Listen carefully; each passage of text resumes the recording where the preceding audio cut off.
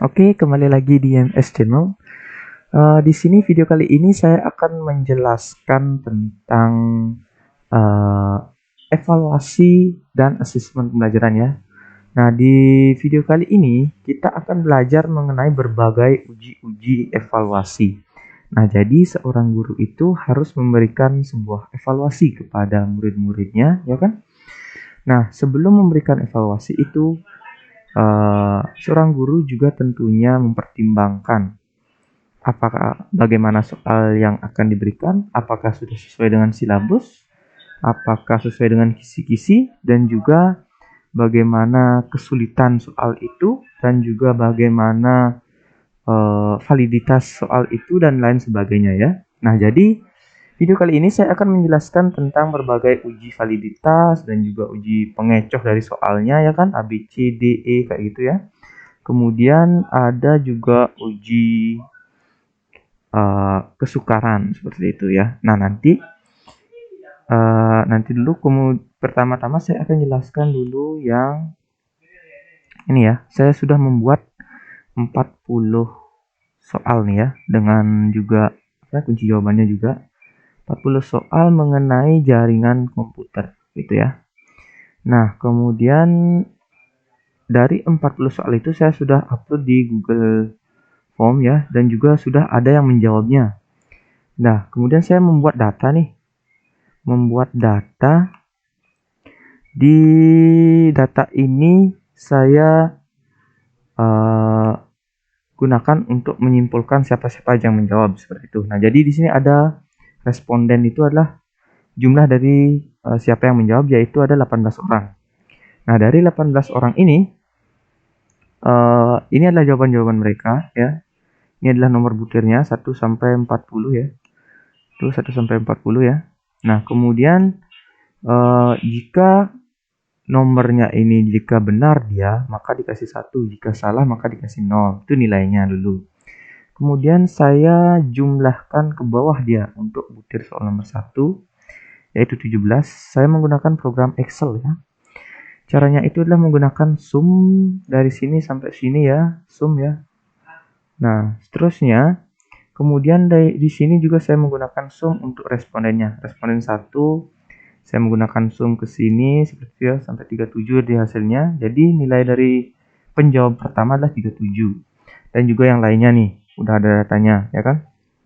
Nah, kemudian di MI kuadrat ini itu adalah kuadratkan, yang ini dikuadratkan. Nah, jadi pertama di sini saya akan membuat yang namanya uji validitas ya.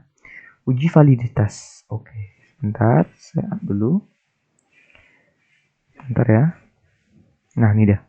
Uji validitas itu digunakan untuk mengukur apakah butir soal itu sudah valid atau tidak. Bagaimana caranya? Nah, yang pertama kan saya sudah jelaskan, yaitu membuat MI kuadrat dulu sini. Baru nih sum keduanya. Ini juga sum keduanya. Seperti itu kan? Oke. Lanjut ke uji validitas. Nah, di sini ada key. Oke, pertama dari satu kolom aja dulu ya. Kemudian ini yang pertama itu adalah butir soal. Nih adalah butir soalnya ya, 1 sampai 40 ya kan. Kemudian ada jumlah nilai. Jumlah nilainya ini adalah yang ini. Nih ya, jumlah nilai dari soal-soalnya. Nih yang di bawah nih.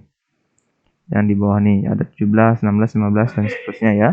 Sampai 40 ya. Nah, kemudian untuk P saya menggunakan rumus di Excel, di mana P itu adalah jumlah nilai dibagi dengan jumlah responden, jumlah yang menjawab. Jadi 17 dibagi dengan 18 kayak gitu ya.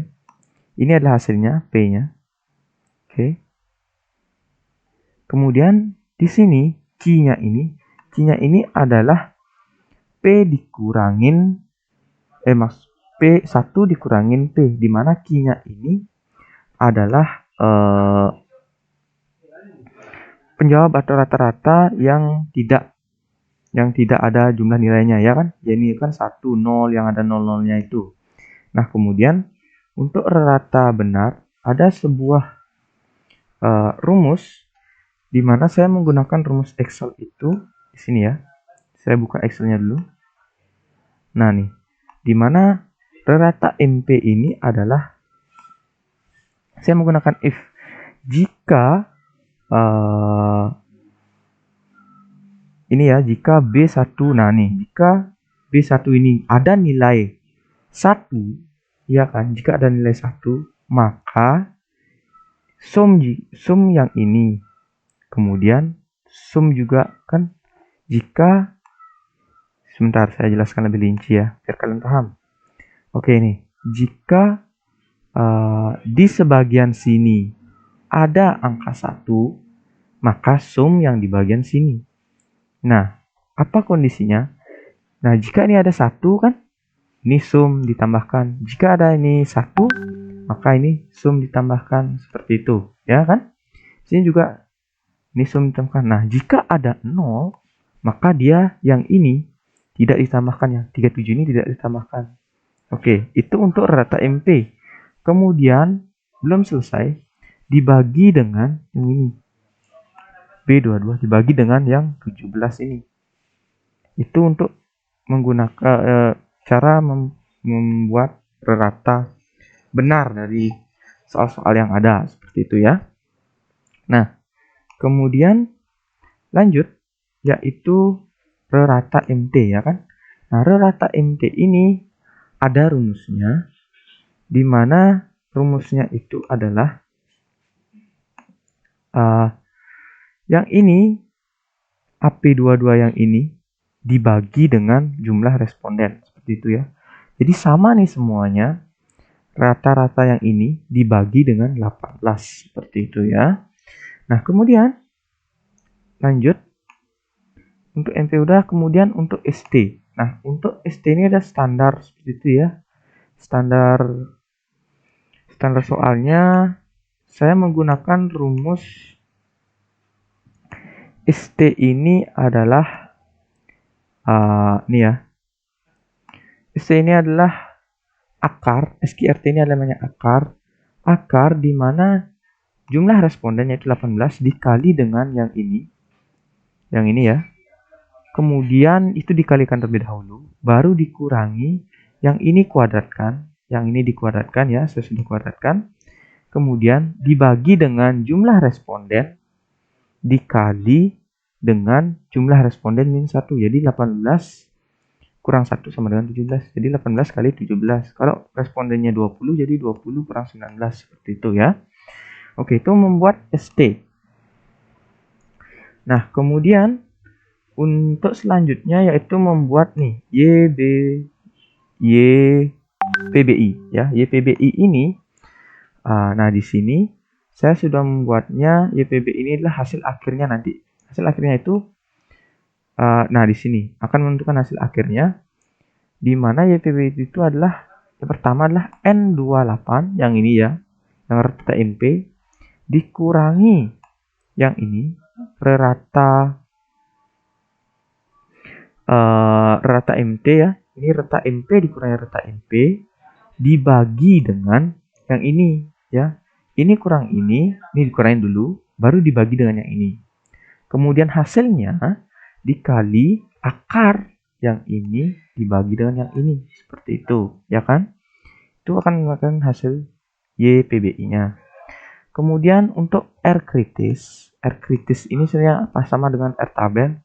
Saya menggunakan di sini ya. Ada soal yang digunakan. Sebentar saya inikan dulu deh nih. Dimana? Oke. Untuk R kritisnya ini sudah saya bagi di mana tuh ya? Sebentar saya coba cari. Oke, nah ini dia R tabel ya. Untuk membuat R tabel ini pertama saya gunakan ini 0,05 terlebih dahulu, kemudian ini adalah jumlah respondennya ya. Sebenarnya ini nggak gini ya, respondennya ini harus 18 sebenarnya, sudah saya ginikan. Kemudian untuk selanjutnya yaitu saya menggunakan nih rumusnya nih. TNF ya, seperti itu ya. Oke, saya bawahin dulu deh dikit deh. Oke, nggak bisa dia. Oke, mungkin yang ini dibawahin dulu. Dan ini juga. Oke, jadi ini adalah 17 dan ini adalah 18. Oke, seperti itu. Oke, udah ada nih, ada untuk mencari respondennya. Jika 16 jadi 4,68, kemudian jika 18 jadi 4,43, seperti itu ya. Nah, sebenarnya sama karena di sini 443 tuh juga ya samalah 4,5 gitu ya, dibulatkan ya. Atau semua 0,4 kayak gitu ya. Nah, kemudian untuk penjelasannya, nah di sini sudah saya menggunakan 4,68 ya. Jadi di sini tidak ada lebih dari 0,44 ya. Jadi kan saya di sini harusnya 0,44. Jadi di YBP ini jika untuk status semuanya ya kan, untuk mungkin tidak valid atau validnya, jika YBV ini lebih dari R kritis maka dia valid. Kayak ini deh, 0,5 lebih dari 0,468 itu valid ya, seperti itu ya. Nah, jadi untuk semuanya nih sudah saya setting di mana menggunakan rumus if jika yang ini lebih dari yang ini maka tulisannya valid, jika tidak ya tidak valid, seperti itu ya. Nah, di sini juga tidak ada yang 0,44 ya. Di YBV-nya ini tidak ada yang 0,44, semuanya valid. Oke. Ada yang valid nih. Ada yang tidak valid juga. Oke. Itu untuk uji validasi soal butir. Oke. Uji validasi soal butir sudah. Sekarang kita next ke uji rehabilitas. Oke, nah untuk uji rehabilitas saya buka program Excel aja. Untuk uji rehabilitas yaitu yang di sini ya. Nah, di sini pertama kita mencari nomor-nomor soal terlebih dahulu, nomor-nomor soalnya yang valid dari uji validitas. Nah, jadi di sini yang nomor 6 adalah valid, 7 adalah valid, 9 adalah valid ya. Jadi untuk rehabilitas ini adalah nih 6, 7, 9 dan seterusnya yang valid-valid ya. Nah, kemudian di sini ada P-nya juga, ada Q-nya juga ya kan. Nah, pertama saya akan uji validitas yang ini dulu, yang KR21. Ada sedikit berbeda karena rumusnya yang berbeda ya. Nanti saya jelaskan satu persatu. Oke. Pertama adalah kita menggunakan hitungan standar deviasi ini. Oke, standar deviasi namanya ya. Dimana standar atau ST ini saya menggunakan rumus seperti ini. Akar, K, elemen X kuadrat, dan apa nih, ini rumusnya ya. Jadi saya simpulkan rumusnya itu adalah SQRT, K-nya itu adalah 18, itu adalah jumlah responden ya, K-nya. Kemudian dikali dengan X kuadrat adalah F22 yang ini ya, yang ini ya. Nih, elemen dari X kuadrat ya. Jadi yang ini ya, elemen dari MI kuadrat ya, sama dengan X kuadrat juga. Dikurangi dalam kurung elemen X kuadrat. Nih. Nih. Elemen dari X kuadrat, nih, elemen dari X baru dikuadratkan. Jadi ini kan elemen dari X baru dia dikuadratkan, seperti itu ya. Nah, kemudian per K-nya itu adalah 18. Seharusnya ini 18 dikali 18 ya, ya gitu kan. Nah, oke. Oke, saya Z dulu. Oke, kemudian di sini ada gini ya. Ini 18, K-nya itu 18 dikali K kurang 1 ya, 17. Sama yang kayak tadi ya, 18 kali 17. K-nya ini adalah responden ya. Respondennya itu adalah berapa ya. Oke, kemudian kita ini adalah adalah rata-rata skornya, yaitu skor dibagi 18 ya. Skornya itu saya pakai yang ini skornya. Yang ini di sini. Yang X-nya itu ya, elemen X-nya atau jumlah X-nya itu ya kan. Kemudian Untuk R-nya ini adalah hasil akhirnya ya. Untuk KR21 ya. Untuk KR21 ini adalah rumusnya NST kuadrat min M dalam kurung NM. Jadi di sini sudah ada M-nya. Untuk N-nya itu saya pakai jumlah responden ya. N-nya itu adalah jumlah responden, kemudian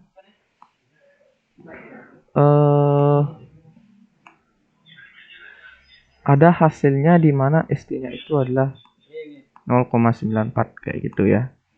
Jadi ini adalah rumusnya, sudah saya masukkan juga, ada M-nya dan juga ada ST-nya ya kan. Kemudian ini untuk KR20 yang berbeda adalah hanya rumusnya saja seperti ini ya. Hanya rumusnya saja. Nah, kemudian untuk selanjutnya gini kesimpulannya ya. Nah, ini kan 0,94 dan juga ini 0,947 ya. Nah, jadi tidak berbeda lebih ya untuk pengujian KR21 ataupun KR20. Untuk uji rehabilitas, KR21 bisa digunakan, KR20 bisa digunakan. Jadi kesimpulannya adalah ada di sini. Kesimpulan KR-nya ada di sini dia, sebentar. Nah, jadi dalam buku atau kriteria Guilford ya, 0,9 itu adalah kriterianya sangat tinggi kayak gitu ya. Nanti baca-baca di kriteria Guilford namanya, googling aja ya. Untuk 0,9 itu dia sangat tinggi. Oke. Itu untuk uji rehabilitas terlebih dahulu. Kemudian selanjutnya kita akan membahas di video selanjutnya ya, kita akan membahas tentang uji taraf kesukaran butir dan juga beda daya ya. Oke, itu dulu video saya. Semoga dimengerti pelan-pelan ya untuk pahaminya. Karena ini berkaitan dengan data, sedikit saja salah, semuanya mungkin akan salah. Seperti itu ya. Baik, terima kasih sudah menonton video ini. Jangan lupa like, komen, dan juga subscribe untuk video selanjutnya ya. Oke, sampai jumpa di video selanjutnya.